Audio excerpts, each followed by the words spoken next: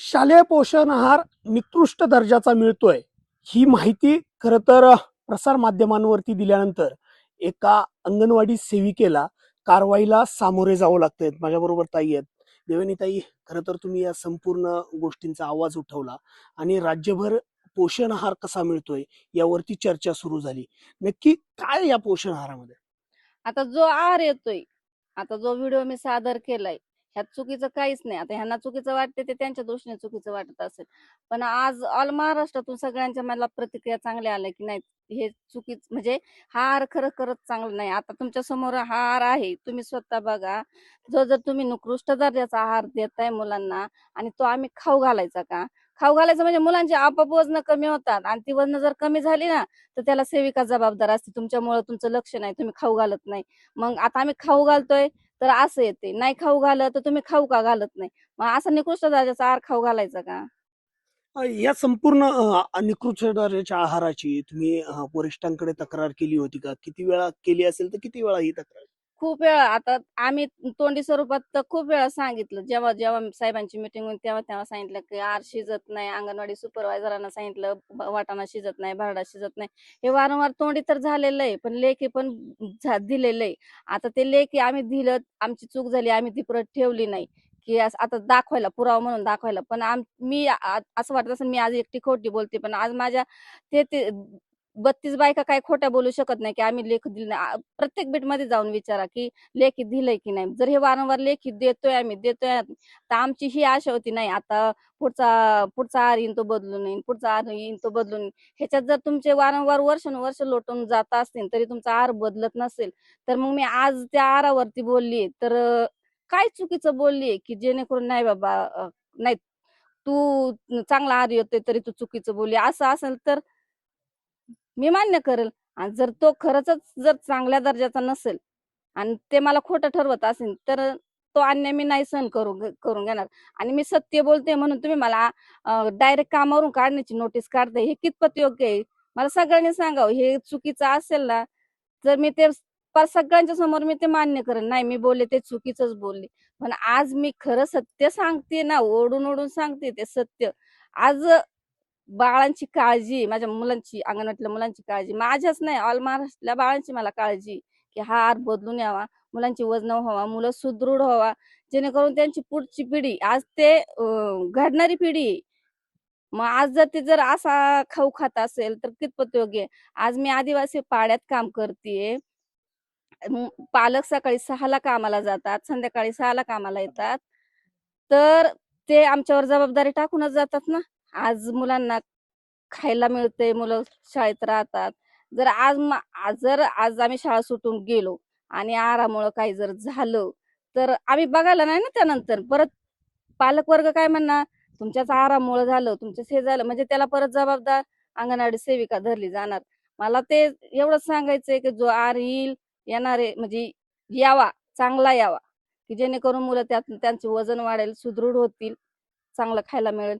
हीच माझी अपेक्षा आहे मुलांबद्दल. एकात्मिक बालविकास केंद्रांमध्ये म्हणजे अंगणवाडींमध्ये महिलाच शिक्षक असतात. त्याचं कारण असं आहे की त्या मुलांना योग्य ते मार्गदर्शन व्हावा, आईची माया त्यांना द्यावा, यासाठी असतं. मात्र हेच जे याच्यात जर आपण पाहिलं तर तुम्ही याच्याबद्दल आवाज उठवला म्हणून कारवाई होती. हो, आता त्यांना ते चुकीचं वाटतंय ना. आता तुम्हाला खरं सांगू का, माझ्या अंगणवाडीत जेवढी 20-22 मुलं आहेत ना, माझ्या अंगणवाडीत असं एक आत्ताच जस्ट 3 वर्षाचं झालंय आणि ते 2-3 दिवस नव्हतं बसत. मी जेव्हा त्याला कुठं खायला ने, कुठं काय ने, त्याला ती माझ्याबद्दल गोडी निर्माण झाली. आज त्याची आजी त्याला आजी म्हणा किंवा त्याची आई तिथं जर सोडवायला जर आली ना, तर ते पहिलं मी जर दिसले नाही ना, ते बाळ मला म्हणते, "माझी मोठी मॅडम आली का? माझी मोठी मॅडम आली ना, मला तिच्याकडे सोड आणि मग तू घरी जा." म्हणजे हे आज त्यांच्यात माझ्याकडे आई मुलाचं नातं निर्माण झालंय आज. आणि मग मी मी माझ्या मुलांना असं खाऊ घालू का? मी माझ्या स्वतःच्या मुलाला तरी खाऊ घालेन. तुम्ही तरी घालशाल का तुमच्या मुलांना असं स्वतःच्या मुलाला खाऊ? तर आज मी त्या मुलांना असे खाऊ घालू? तुम्ही या या संपूर्ण याच्यावरती ज्यावेळेस आवाज उठवला त्यावेळेस तुमच्यावरती ही टीका सुरू झाली की तुम्ही रील काढताय म्हणून संपूर्ण ह्या ज्या गोष्टी आहेत त्या पुढे येतात, त्यामुळे त्यांना कारवाईला सामोरे जावं लागतं. हो, आता ते मी सत्य बोलले म्हणून ते सगळ्यांनाच आता ते कुठेतरी लागायला लागले नाही का, डोळ्यात सलायला लागले. तर आता त्यांनी हे दाखवलं की नाही तुम्ही अंगणवाडीच्या वेळात बाकीच्या रील्स बनवताय. एक दोन रील्स गेल्यात ते मी मान्य पण करते. पण त्या अंगणवाडीच्या वेळात म्हणजे मुलं खाऊन वगैरे घरी गेल्याच्या नंतर 2:30 पावणे 3च्या पुढे ते 1-2 व्हिडिओ झालेले आहेत, ते मी मान्य करते. पण मग मी जे अंगणवाडीच्या वेळात मुलांसोबत जे पूर्व प्राथमिक शिक्षण घेतलंय, जे गाणी, गोष्टी जे घेतलंय, ते का तुम्ही सादर केलं नाही? जे नको त्या रील तुम्ही सादर करताय. मी आज माझ्या हाताने स्वतः तयार केलेले मुलांना आवड निर्माण व्हावी असे साहित्य तयार केले. त्याच्यातून मी मुलांचं शिक्षण घेतेय. ते नाही तुम्ही दाखवलं. मग जे मी ज्या 1-2 रील बनवल्या ते तुम्ही दाखवताय. याच्यामुळं जर आपण पाहिलं तर मेन टीका होताना जरी दिसत असली तरी सर्वात महत्वाचा प्रश्न उभा राहतो तो म्हणजे ह्या अन्न भेसळीचा किंवा हे संपूर्ण जे अन्न येते अन्नधान्य येते त्याच्याबरोबर तो पाहिलं तर लहान मुलांबरोबर तुम्हाला गरोदर मातांनाही अन्न पुरवावं लागतं ते अन्न कसं आहे. आता गरोदर मातांना पॅकिंग मधले पुड्यांमधला माल येतो. तर त्याच्यात एक सुकडीचा पण प्रकार आहे बरं का. सुकडीसारखा एक प्रकार आहे. तर तो ओरिजिनल सुकडी नाही, तो मक्याचा भरडा असतो आणि त्याच्यात ती साखर मिक्स करून ती येते. आता त्याच्यात तांदूळ आणि मूग डाळ मिक्स असते एका पॅकेटमध्ये. एका पॅकेटमध्ये मूग डाळ, तूर डाळ आणि तांदूळ मिक्स असतात. त्याच्यात हळद, मीठ, मिरची, तेल ते सगळं मिक्स असतं. ते पुढे तयार होऊन येतात.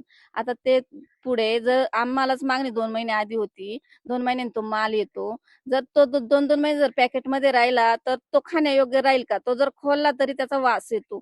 आणि ते आम्ही गरोदर माता, स्तनदा माता 6 महिने ते 3 वर्ष वयोगटापर्यंत तो आहार आम्ही घरी वाटप करत असतो.